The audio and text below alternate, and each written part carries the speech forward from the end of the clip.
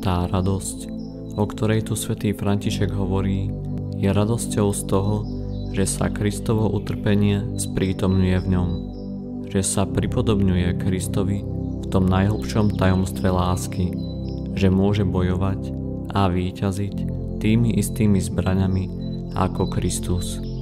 Tento postoj badať aj v jeho napomenutiach, kde v jednom z nich píše: Blahoslavený je ten služobník, ktorý sa hneď neospravedlňuje a pokorne príjme zahanbenie a výčitku za previnenie, na ktorom nemá žiaden podiel.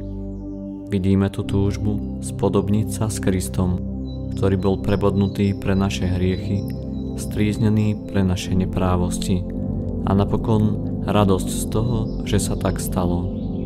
Kiež by sme boli lepšími učeníkmi kríža. Skôr sa nám stáva, že sa ponárame do smútkov, rezignácie či frustrácie. Svätý apoštol píše: ale v tomto všetkom slávne víťazíme skrze toho, ktorý nás miluje. Pane, pomôž mi to takto vnímať a prijímať, lebo len tak môžem víťaziť nad svetom vo mne i okolo mňa.